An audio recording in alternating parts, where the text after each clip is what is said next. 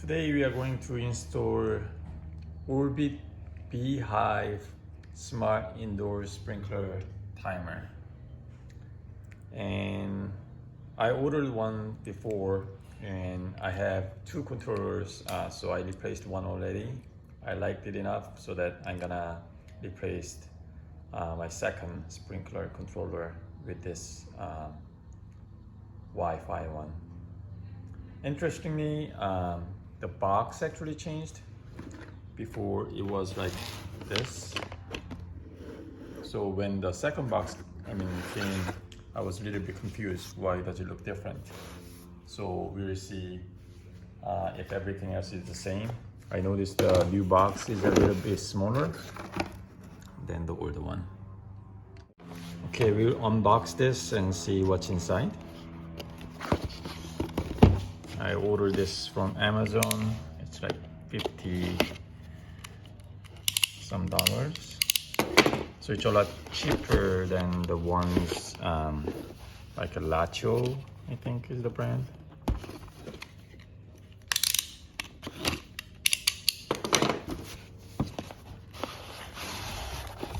Comes off. Inside is a Colgate box with another tape.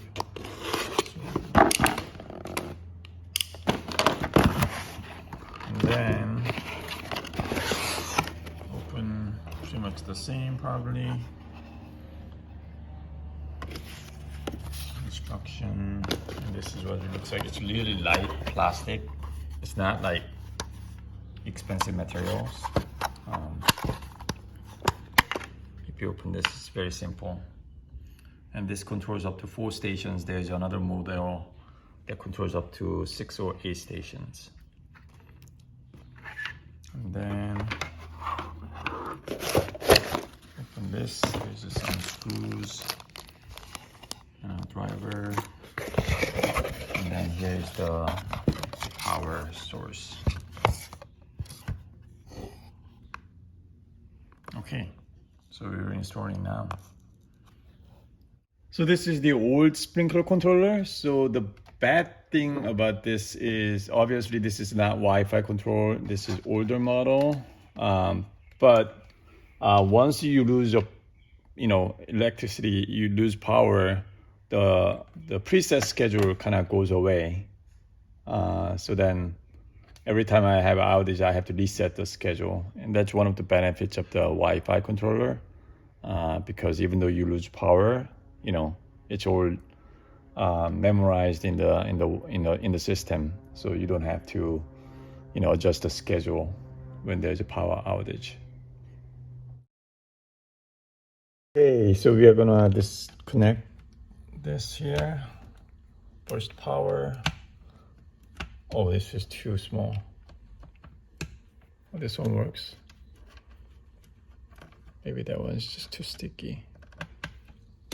Okay, 2 is blue, 1 is red. Come on. Okay, so we're gonna disconnect this old cables here. And we have to remember this. White goes to electricity, red goes to station 1, blue goes to station 2. Okay, so I guess I will connect the power first here before I hang it on the wall. So what you do is you see this cable here and then goes up there in there, right? But you kind of have to use the unscrew first so that this will has a space to go in. So this wire goes into a power adapter. And then I'm gonna screw it, and the cable is inside, or the wire is inside. Done. Doesn't pull.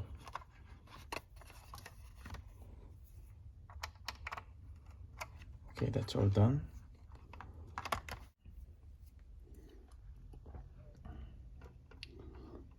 Okay, so we are going to do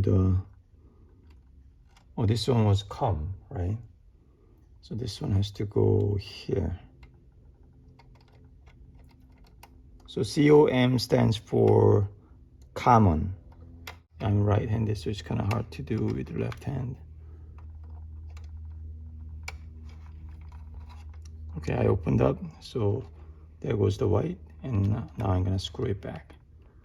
So now it's there, and you know, if you pull it, it's still there, so that's good. And the red goes to station 1, right?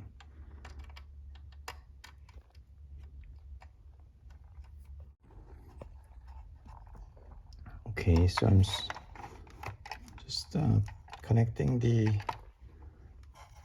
wires for station 1 and 2, just screwing it here.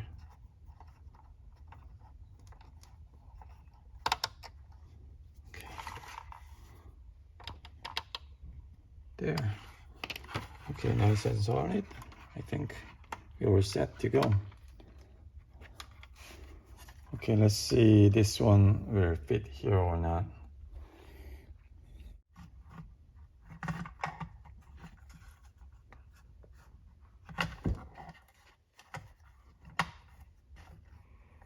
Okay, I think that's good enough. Okay, so I'm gonna fasten one of these holes to hold it, you know, on level, and then you're just gonna close this up. This is for like covering the cable a little better, not much, but like that, and then just close the cover. That's it, and it should be steady once I put a screw there. So that's how you install Orbi b-hyve's Wi-Fi sprinkler controller. Okay, now I will set up the new sprinkler controller on b-hyve app. And I installed the first one before, so that's why I have the account set up already. Okay, now I'm going to add the device to my app, and I'm selecting indoor timer.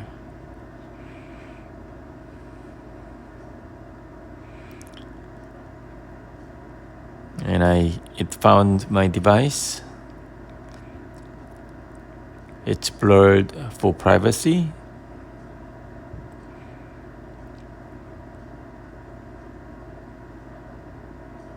And now the device is found in the app.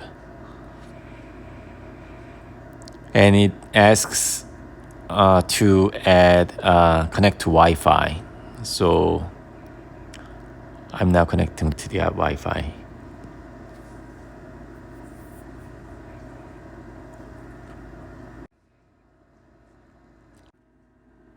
And now I'm adding the address, but I'm just adding the zip code. And it's important because it will know the weather in that zip code, and the controller will schedule accordingly. And it asks to name the zones, so I named it front yard. Testing, and you can see the sprinklers are working. And the second zone, front garden, the sprinklers are also working.